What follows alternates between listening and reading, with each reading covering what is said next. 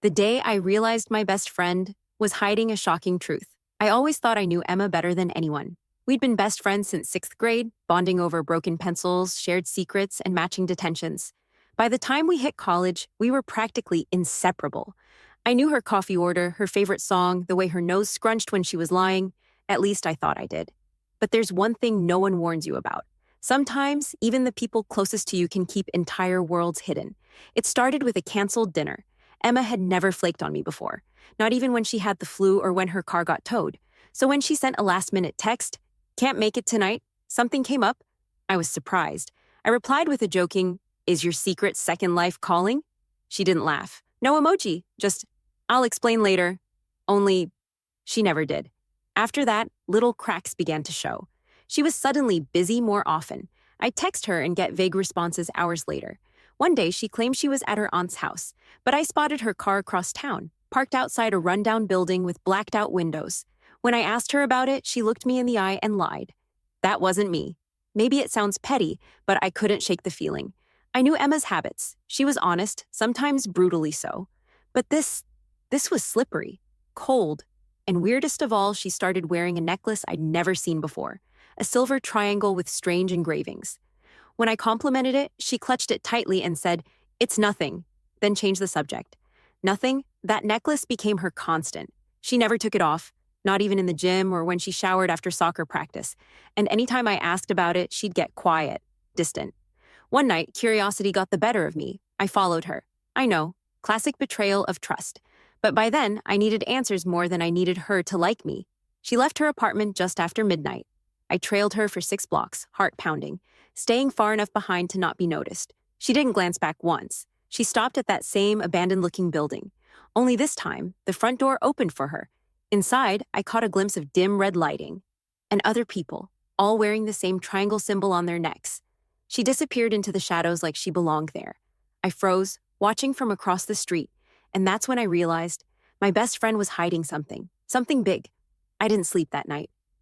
Even after Emma vanished inside that strange building, I stayed across the street for almost an hour watching. I kept expecting something dramatic, flashing lights, strange noises, anything. But the place remained quiet, just faint glows behind tinted windows. Eventually, I walked home, torn between wanting to confront her and fearing what I might discover if I did. The next morning, she acted normal. Too normal. She greeted me with a cheerful, "Hey," and talked about exams, the weather, and her new obsession with oat milk lattes. It was as if she hadn't spent the night in a creepy building surrounded by necklace-wearing strangers. I played along, but my stomach twisted with every fake smile I gave her. Then I made a decision. I had to go back. The following night, I returned to the building, this time alone and a lot more nervous. I didn't plan on going in. I just wanted to watch again, confirm it wasn't some weird dream. But I got closer. The front door, once locked, stood slightly open. A dull hum came from inside, like distant chanting mixed with low music. My curiosity pulled me in. The hallway smelled like candles and something metallic. The walls were covered in strange symbols. Some I recognized from Emma's necklace. I turned a corner and saw them. A circle of people dressed in dark robes, hoods up, heads bowed. And there she was, Emma at the center of the group. She was holding something in her hands, like a small black book. I ducked behind a pillar before anyone saw me, my pulse racing so hard I could barely breathe. Emma raised the book and spoke words I didn't recognize. The group responded in unison, voices low and steady. It was like watching a secret ceremony, a ritual, and she was leading it. I stayed just long enough to realize one terrifying thing. This wasn't just a meeting, it was some sort of initiation. Someone was joining them that night. I snuck out as quietly as I could. My legs trembled the entire walk back home.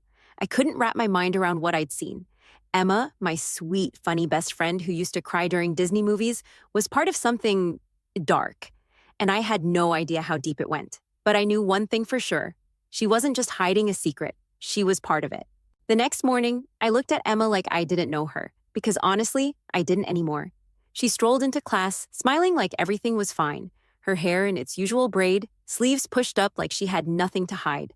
But I knew better. Behind that friendly grin was someone who stood in a candlelit room, reading from a black book while people in robes chanted back at her. I couldn't stop myself. I stared. She caught my eye and tilted her head. "Are you okay?" she asked, her voice full of concern. I forced a nod. Just tired. But the lie felt sour on my tongue. The rest of the day felt like I was living in a different world than everyone else. I kept watching her, how she laughed, who she spoke to, how she reacted when I mentioned weird stuff. I brought up some random ghost story from the news to see if she'd flinch. Nothing. She smiled, shrugged, and made a joke about Scooby-Doo. I needed proof, something solid. That night, I searched online. The symbols I saw in the hallway, I drew one of them from memory and ran it through search engines. After hours of scrolling through shady websites and dead forums, I found a match. An obscure symbol linked to a group called the Hollow Veil.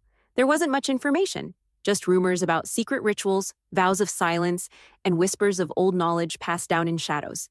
Most of it sounded like conspiracy nonsense, but the symbol? That was real. It was the one on Emma's necklace.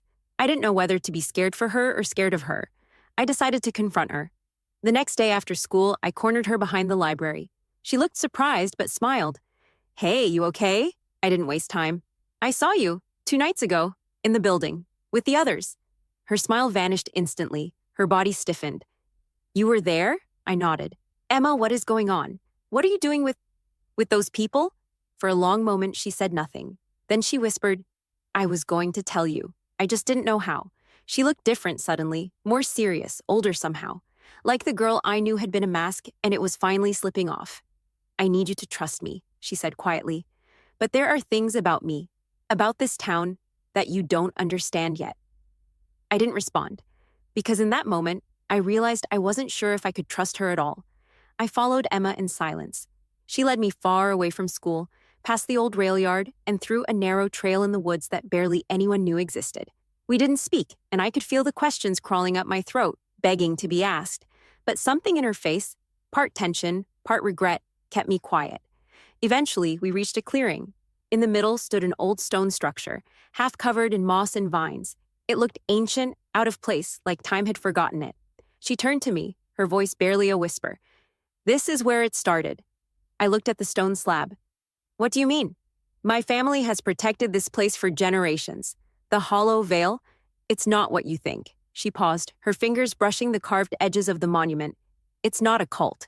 It's a lineage, a responsibility." I stared at her, confused. "What are you protecting? And why the secrecy?" Emma looked down. "Because what's buried here, it isn't just history. It's dangerous. There's knowledge in this town, buried deep, protected for centuries, because it can't fall into the wrong hands." I wanted to laugh, not out of humor, but disbelief. "You sound like a movie script." But Emma was dead serious. "There are others, Alex. People who would use what we guard for power. They've tried before. Some still are."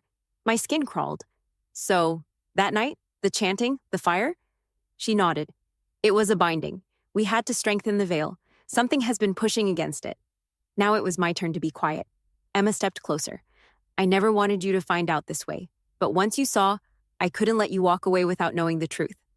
I crossed my arms, still unsure what to believe. "Why not just tell me before?" "Because once you know, you're part of it. There's no unknowing." A breeze rustled the trees above us. The clearing suddenly felt colder, heavier. Emma turned and pointed at a small circle of stones at the base of the monument. "Stand there," she said. I hesitated. "Why?" She looked me straight in the eye. "Because if you really want answers, you'll find them in there." I stepped forward, slowly, and stood in the center. And the moment I did, the ground beneath my feet began to glow. The glow spread out in waves from beneath my feet, casting the stone clearing in a dim, pulsating light. I stumbled back, my heart thudding in my chest, but Emma grabbed my arm. "Don't move," she said firmly. "It's just the recognition. It knows you." My mouth went dry. "It what?" "The veil," she said, as if that explained anything. "It responds to those with the gift." I didn't know until now. "But you feel it, don't you?" I didn't know what I felt. Fear, confusion, maybe some strange pull deep in my bones. The circle of stones hummed quietly, like it was breathing beneath me. Emma stepped into the circle beside me. "This isn't about belief, Alex. It's about blood. You wouldn't be standing here if you weren't meant to." I looked at her, searching for a trace of the best friend I once thought I knew.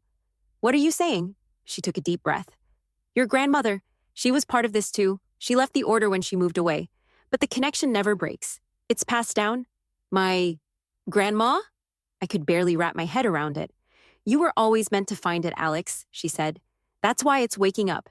Because you're here. Suddenly, the circle lit up brighter, and a low rumble echoed through the earth. The trees trembled, and the stone monument groaned like it was alive. A small hatch in the base creaked open, revealing a narrow tunnel lined with steps descending into darkness. I stared into the hole, unsure if I should scream or run. "You've got to be kidding me." Emma looked down, then back at me. "The truth is, down there, answers to everything. You don't have to go. But if you don't, it'll stay buried, just like it always has." I didn't know what scared me more, what was below, or what might happen if we left it closed, so I did something I never thought I'd do. I stepped into the darkness. Emma followed, sealing the hatch behind us. The world above faded into silence as we descended, stone by stone, into a secret built by centuries of silence. And with each step, I realized something chilling. The person I trusted most had hidden a truth so big, so ancient, it would change the way I saw everything. And now, I was part of it.